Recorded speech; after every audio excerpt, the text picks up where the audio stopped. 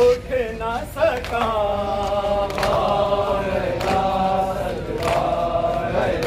مولا حسین اپنے پورے خاندان کو، اپنے پورے گھرانے کو، اپنے پورے اصحاب اور انصار کو اسلام کی بقا کی خاطر، اسلام کو بچانے کے خاطر کربلا میں شہید ہو گئے.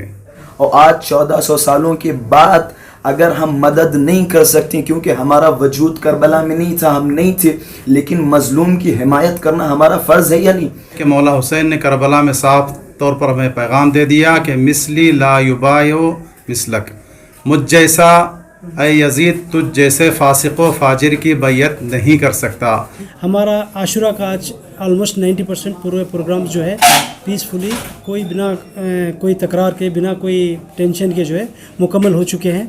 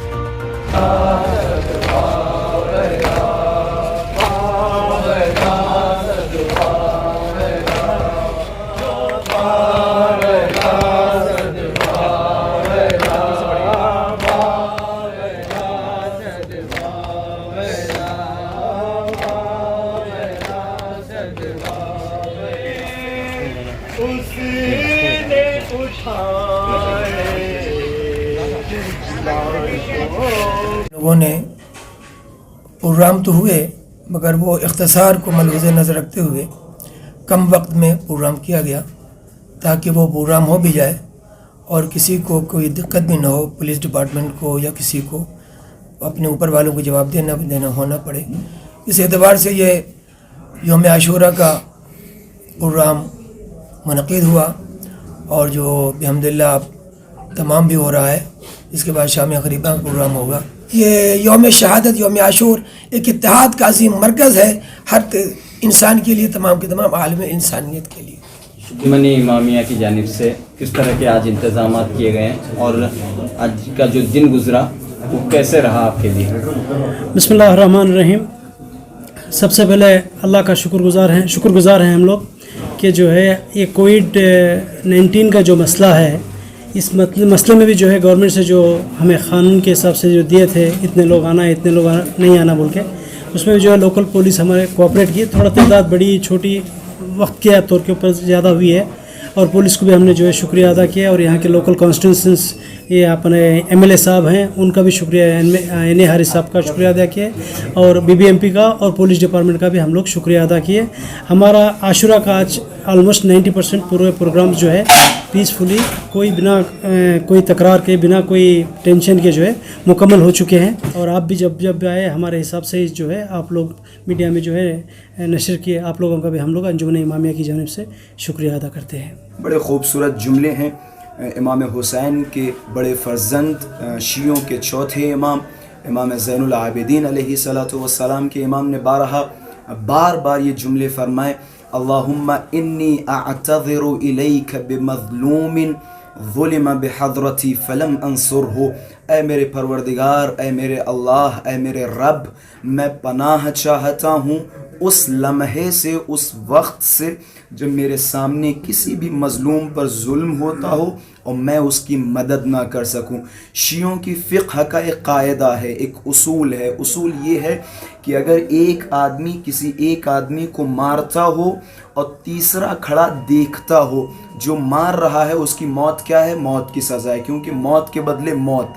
لیکن جو تیسرا کھڑا ہوا دیکھ رہا ہے اور وہ کچھ کر سکتا ہے، وہ اسے بچا سکتا ہے، اور اگر نہ بچائے تو شیعوں کے یہاں فقہی قاعدہ یہ ہے کہ اس کی آنکھیں نکال لی جائیں. جب تمہارے پاس طاقت تھی، جب تم کچھ کر سکتے تھے تو تم نے کیوں نہیں کیا؟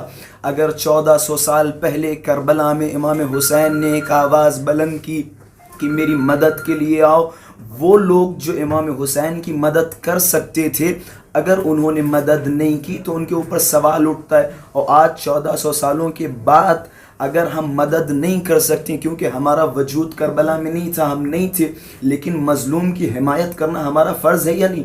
مولا حسین اپنے پورے خاندان کو، اپنے پورے گھرانے کو، اپنے پورے اصحاب اور انصار کو اسلام کی بقا کی خاطر، اسلام کو بچانے کے خاطر کربلا میں شہید ہو گئے.